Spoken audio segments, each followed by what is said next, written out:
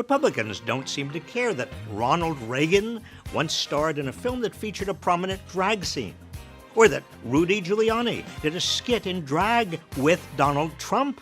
Suddenly, they're trying to ban or restrict drag performances in at least 15 states, with bills so broadly worded that advocates warn they could be used not only to prosecute drag performers, but also transgender people who dare to simply exist in public. These bans are part of a cynical campaign to demonize the LGBTQ community. MAGA politicians are stoking fear over imaginary dangers to distract from how their policies only help themselves and their wealthy donors. In the first half of 2023 alone, Republicans across the nation introduced a record number of bills to strip away freedoms and civil rights from LGBTQ Americans, largely targeting transgender and gender non-conforming people.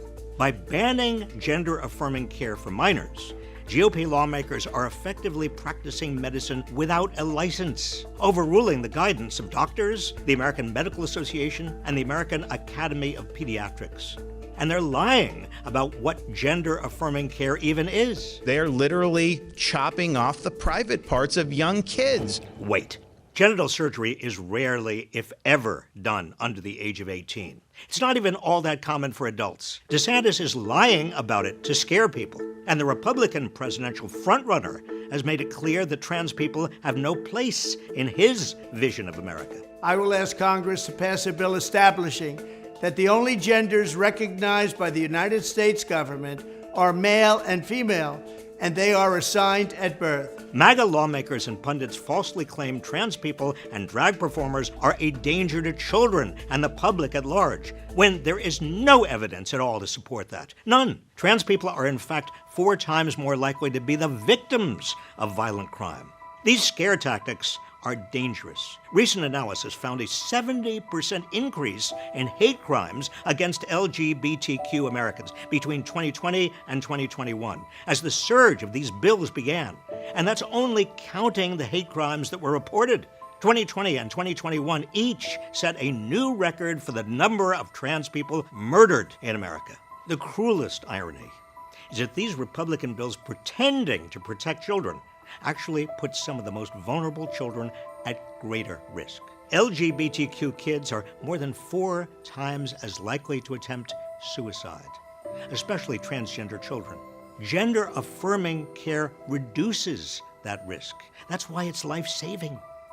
Don't say gay laws strip away potentially life-saving support. A teacher discussing sexual orientation and gender identity won't turn a straight kid gay, but it will make an LGBTQ student 23% less likely to attempt suicide.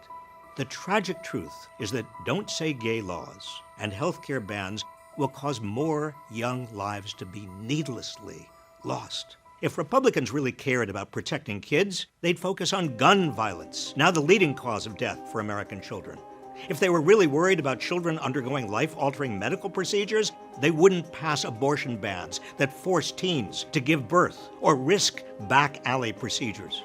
What the GOP's vendetta against the LGBTQ community really is a classic authoritarian tactic to vilify already marginalized people. They're trying to stoke so much paranoia and hatred that we don't notice how they're consolidating power and wealth into the hands of a ruling few. We need to see this attack on LGBTQ Americans for what it is: a threat to all of our human rights.